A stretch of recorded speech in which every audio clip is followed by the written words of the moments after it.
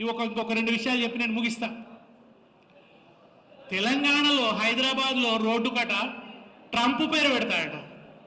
గా కంపు మనకెందుకు, ట్రంప్ కంపు మనకెందుకు? అయితే ఆంధ్రలో విగ్రహాలు పెడతాడట, లేకుంటే అమెరికోళ్ళ పేర్లు పెడతాడట.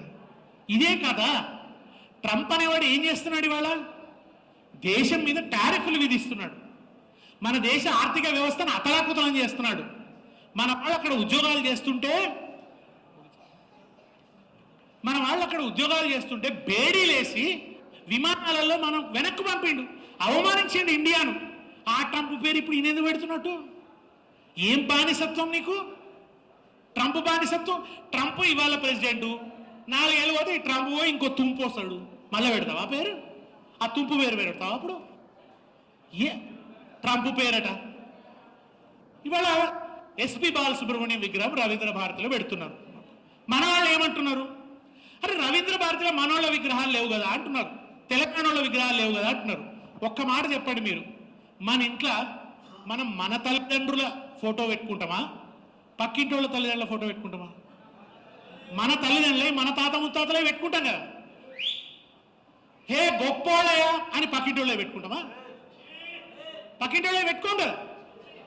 ఇవాళ మనకు బాలసుబ్రహ్మణ్యంతో కోపం లేదు, ఆయనతో పంచాయతీ లేదు. బాలసుబ్రహ్మణ్యం అంటే ప్రేమనే, మంచి బాగుండు పాటలు. ఆయన అంటే ఇష్టమే, నాకు కూడా బాగా ఇష్టం. ఆయన పాట పాడే పద్ధతి అంటే ఇష్టం. నేను ఆయన ఫ్యాన్. నాకు బాలసుబ్రహ్మణ్యం ఇష్టం, మహమ్మద్ రఫీ ఇష్టం, జయసుదాస్ ఇష్టం, నాకు వీళ్ళందరూ ఇష్టమే. కిషోర్ కుమార్ ఇష్టం. బాలసుబ్రహ్మణ్యం అంటే పిసరంత ఎక్కువ ఇష్టం, కూడా ఇంకొంచెం ఎక్కువ ఇష్టం. ఆయన మన అదేంది నారాయణ రెడ్డి గారు రాసిన పాట, చరణ కింకిణులు గల్లు గల్లు మన కర కంకణములు గలగలలాడగా వినీల కచభర విలాస బంధుర తనూలతిక చెంచలించిపోగా ఆడవే మయూరి. ఆ పాట అద్భుతంగా అనిపిస్తుంది కదా వింటుంటే. ఓ 25 ఏళ్ల వయసు ఉన్నప్పుడు, 30 ఏళ్ల వయసు ఉన్నప్పుడు అద్భుతంగా పాడిండు. దాంట్లో నారాయణ రెడ్డి గారు బ్రహ్మాండమైన సమాసాలు వేస్తారు. ప్రమథనాథకర పంకజ భాంకృత ఢమరుధ్వని వినిపించగా ప్రళయకాల సంకలిత భయంకర చలిత దిక్తటుల చకిత దిక్కరుల సహస్రపణ సంచరిత భూత్కృతుల అని ఆ బ్రహ్మాండంగా ఉంటుంది ఆ సమాసాలు. అవన్నీ అద్భుతమైన ఎమోషన్తో పాడిండు బాలసుబ్రహ్మణ్యం. పాడుతుంటే ఆయన గొంతులో అభినయం ఉంటుంది. అందరు మామూలుగా పాడతారు, కానీ సాహిత్యాన్ని అనుభవించి అభినయంతో పాడతారు. ఆ బాలసుబ్రహ్మణ్యంతో పంచాయతీ లేదు. చర్చ ఆయన ప్రతిభ గురించి కాదు, ఆయన వ్యక్తిత్వం గురించి కాదు. మన పంచాయతీ రేవంత్ రెడ్డితో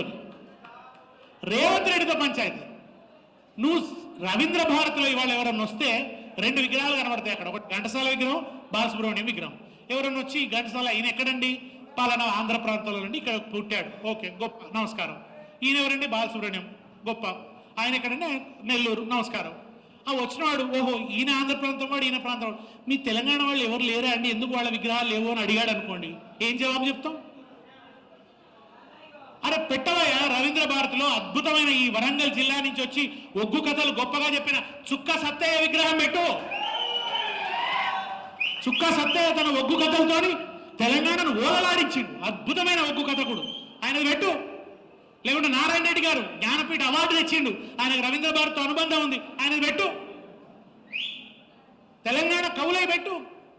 అది అన్ని పెట్టాడట. కానీ ఇవి పెట్టి ఇదేంది అని అడిగితే మీకు విశాలత్వం లేదు, మీరు కళాకారుల కులం అంట కడతారా, ప్రాంతం అంట కడతారా? అరే మా పంచాయతీ బాలసుబ్రహ్మణ్యంతో కాదు, రేవంత్ రెడ్డితో. అదే మా కళా కేంద్రం, మా నగరంలో, మా రాజధానిలో. మొదట మన తమిళనాడులో బాలసుబ్రహ్మణ్యం పేరు పెట్టిరు అంటారు. తమిళనాడు వాళ్ళ విగ్రహాలు పెట్టుకోకుండా బాలసుబ్రహ్మణ్యం పెట్టుకురా? వాళ్ళే నిండా పెట్టుకొని ఉదారంగా ఇంకొకరిది కూడా పెట్టుకోవచ్చు గౌరవంగా. మన దగ్గర మనోళ్ళే లేవు కదా, నిండా వాళ్ళే కదా. అయితే జాతీయ నాయకుల పేర్లు, లేకుంటే ఆంధ్ర నాయకుల పేర్లు, ఇప్పుడు కొత్తగా అమెరికాల పేర్లు. ఇక చూడు కర్మ. అందుకని మనం మాట్లాడుతున్నాం. ఇట్లా అయినా సాంస్కృతిక విషయాల్లో పెడతాం. రైతులను మోసం, మహిళలను మోసం, విద్యార్థులను మోసం, నిరుద్యోగులకు మోసం. ఏలవుతానే గాలి పోగు చేసి ముచ్చట పెట్టుకుంటూ పొద్దు గడుపుతున్నాడు.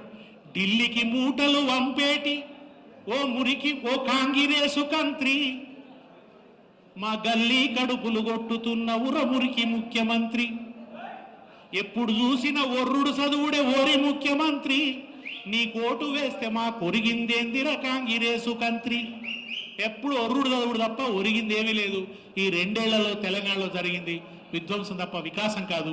డిసెంబర్ 9 ప్రేరణతో తిరిగి తెలంగాణ పోరాట తత్వాన్ని అవగాహన చేసుకుందాం. మనల్ని ఎందుకు ఈ పరిస్థితి వచ్చిందో మన తప్పుల్ని కూడా మనం సమీక్షించుకుందాం. తిరిగి మనం కొత్త శక్తితోని పునరుత్థానమయ్యి తెలంగాణను మనం స్వర్ణయుగంలో తీసుకుపోదాం. జై తెలంగాణ.